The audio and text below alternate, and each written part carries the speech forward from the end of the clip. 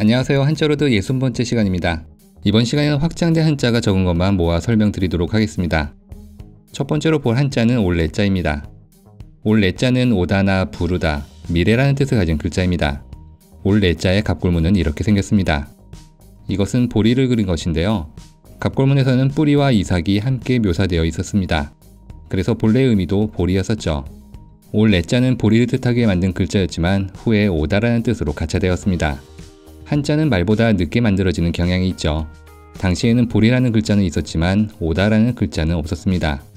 그런데 오다라는 말과 보리의 의미 같았기 때문에 이 글자를 오다라는 뜻으로 빌려 쓰게 된 것이죠. 그러면서 본래 의미가 바뀌어 버리게 되었습니다. 하지만 보리라는 뜻도 필요했기 때문에 후에 여기에 뒤져 올치자를 더한 보리맥자가 따로 만들어지기도 했습니다. 발을 그린 올치자가 지금의 보리맥자에 쓰인 것은 곡식은 하늘이 주는 것이라는 의미로 쓰였다는 해석이 있습니다. 그러니까 하늘에서 내려주신 곡식이 보리라는 뜻이죠.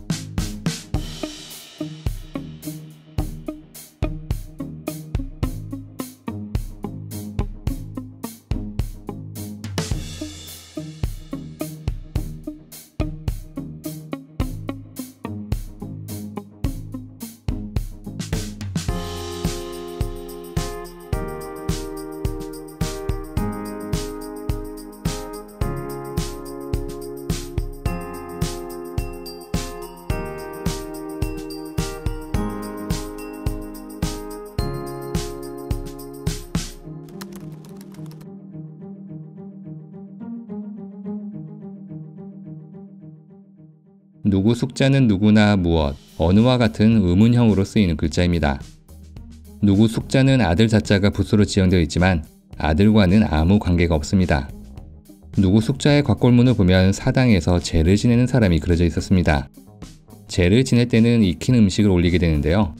갑골문에서의 누구 숙자는 제를 지내는 모습만으로 익다라는 뜻을 표현한 글자입니다. 하지만 지금 보시듯이 이러한 모습만으로는 익다라는 뜻이 연상되지 않죠. 그래서 금문에서는 여기에 이러한 형태가 하나 더해지게 되었습니다. 이것은 재물을 그린 것입니다. 그러니까 제단 아래로 짐승을 그려 익힌 재물을 바친다라는 뜻을 표현한 것이죠. 이러한 모습으로 익다라는 뜻을 표현하게 되었습니다. 소전에서는 이것이 양양자로 바뀌게 되었고요. 하지만 해서에서는 양양자가 아들 자자로 바뀌면서 본래의 의도를 알기 어렵게 되었습니다. 이는 같은 시기에 사당을 그렸던 누릴 향자가 이러한 형태로 바뀌었기 때문이죠. 그리고 본래의 의미였던 익다라는 뜻은 누구나 어느라는 뜻으로 바뀌어버렸습니다.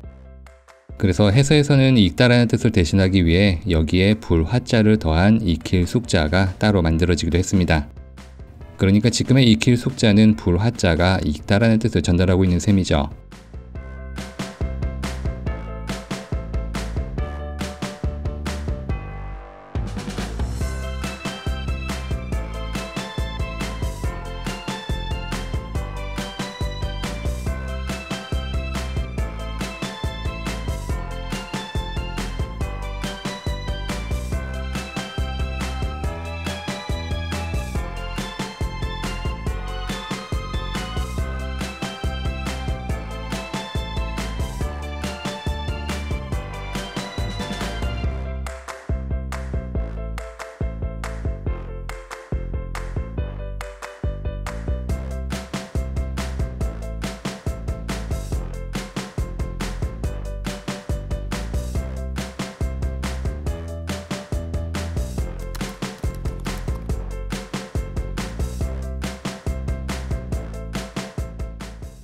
일반 반자는 일반이나 가지라는 뜻을 가진 글자입니다. 일반 반자는 배 주자와 몽둥이 숫자가 결합된 모습인데요. 하지만 이 글자는 배나 몽둥이와는 아무 관계가 없습니다. 일반 반자의 갑골문은 이렇게 생겼습니다. 무엇을 표현한 것일까요? 이것을 살짝 돌려볼까요? 아래에 있는 것은 밥그릇을 표현한 것입니다. 그리고 그 위쪽으로는 수저를 든 손을 표현한 것이죠. 그러니까 일반 반자는 밥을 먹고 있는 모습을 그린 것이네요. 한자는 세워 쓰는 형식이기 때문에 이렇게 각도를 돌려봐야 보이는 글자들이 있습니다. 일반 반자의 본래 의미는 소반이었습니다. 소반은 밥상을 뜻하죠. 그러니까 일반 반자는 밥을 먹는다는 뜻이었던 것이죠. 하지만 후에 밥을 먹는 것은 매우 일상적이라는 뜻이 확대되면서 일반이라는 뜻으로 바뀌어버렸습니다. 또 글자가 변천하는 과정에서 그릇 명자는 배 주자로 바뀌었고 수저를 든 손은 몽둥이 숫자가 대신 표현하게 되었습니다. 그러다 보니 지금은 배 주자와 몽둥이 숫자가 결합된 형태가 되어버렸죠. 이렇게 본래의 뜻이 바뀌면서 금문에서는 여기에 다시 그릇 명자를 더한 소반 반자가 따로 만들어지기도 했습니다. 금문에서 추가된 그릇 명자는 쟁반을 표현한 것입니다. 그래서 지금의 소반 반자는 소반이라는 뜻 외에도 쟁반이나 받침, 바탕이라는 뜻을 갖게 되었습니다. 무언가를 든든하게 받친다는 뜻이 확대된 것이죠.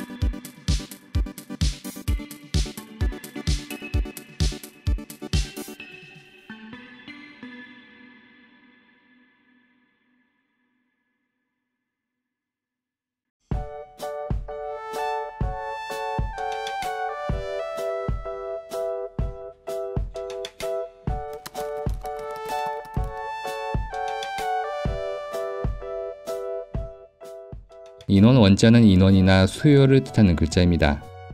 인원 원자는 입구자와 조개 패자가 결합된 모습인데요.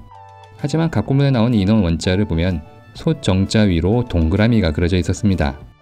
솥정자는 획이 복잡하기 때문에 조개 패자로 표현되는 경우가 많습니다.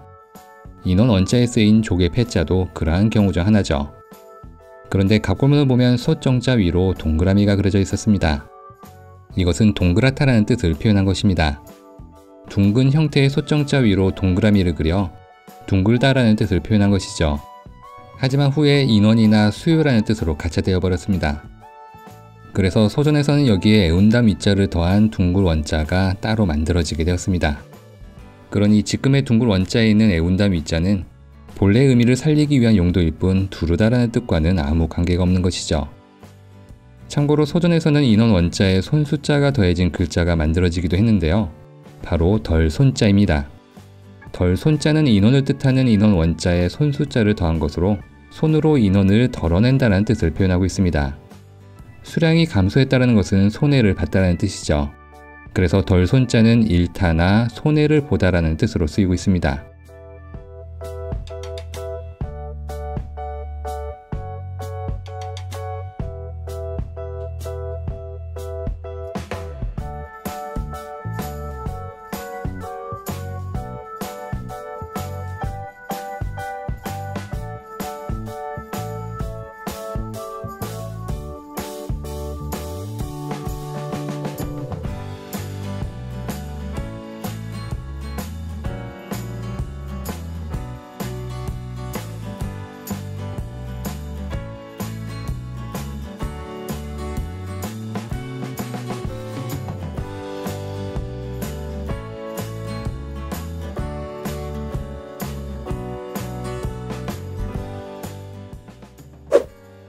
그럼 조금 전에 배운 것을 복습하면서 다음 시간에 배울 한자를 소개하도록 하겠습니다.